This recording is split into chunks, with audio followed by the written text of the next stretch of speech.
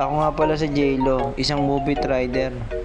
Isang taon na nga pala ako nag-MC taxi. Ito nga ay naghahanda na ako para bumiyahe. Araw nga pala ng Lunes. Maaga nga pala ako gumayak kasi meron kaming AM rush. Pala tayo mga tol ng booking. 5:15 na nga pala. Time check mga tol, unang booking natin. Alas 5:50 na tayo pinasukan.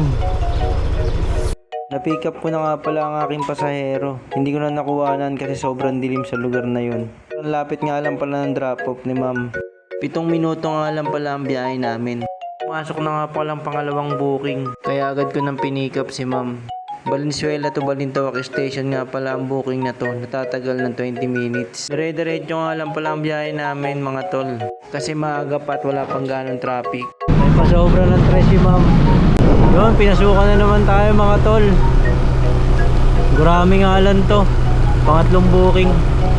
Puntahan ko nga agad si ma'am kasi malapit lang naman ako sa pick up point niya. 3.5 kilometro nga lang pala ang aming babiyahihin. Sa likod ng Ayala na nga pala kami bumaybay kaya nabawasan yung distansya ng layo niya.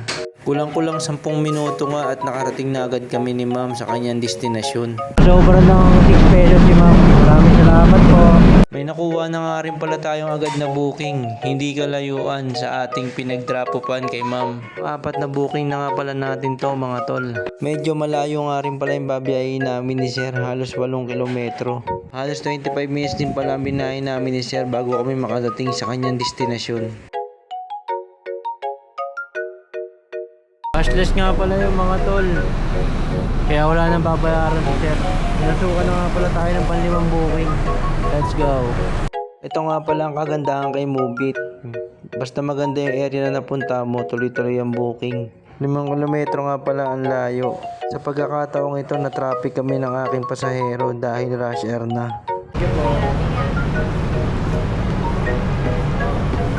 Cashless nga pala to mga tol. Wala nang binayaran si ma'am. Gapang ulit tayo. Hindi tayo pinasukan ng panibagong booking. Yun, after 10 minutes ng pagkagapang, pinasukan ulit tayo ng booking. Agad-agad ko na nga palang binigyan si sir ng shower cap saka ng helmet. Pang-anim na booking ko na nga pala to mga tol. 4.5 kilometro nga rin pala ang layo. At halos 20 minutos nga rin pala ang aming biyahe.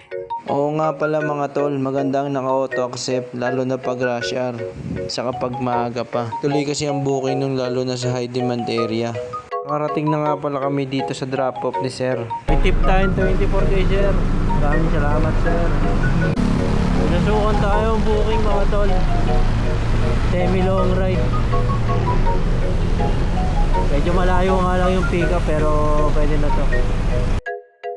Katapos nga ng 7 minutong pagbiyahe papunta kay sir, inaisakay ko na agad siya. Sobra 12 kilometro nga pala ang aming babaybayin. At mayroong 50 minutes estimated time sa mapa ni Moovit. Nakarating naman kami ng ligtas sa biyahe namin ni sir.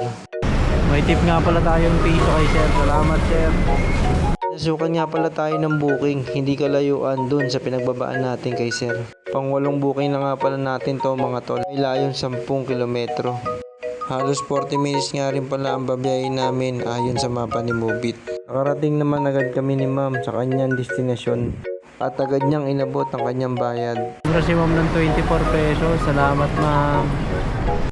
Ito na nga pala ang pang-siyam na booking natin para sa AM rush. Halos 3 kilometro nga lang pala ang layo nito na may estimated time na 12 minutes. Salamat nga pala at umabot ka hanggang sa video na to. Pwede rin bang mag-comment ka kung taga saan ka para malaman ko kung hanggang saan maabot ang aking video. Salamat.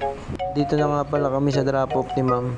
Yun, na-drop na natin yung pang-siyam natin na pasahero. Bali cashless nga pala, wala nang binayaran si ma'am. Salamat po.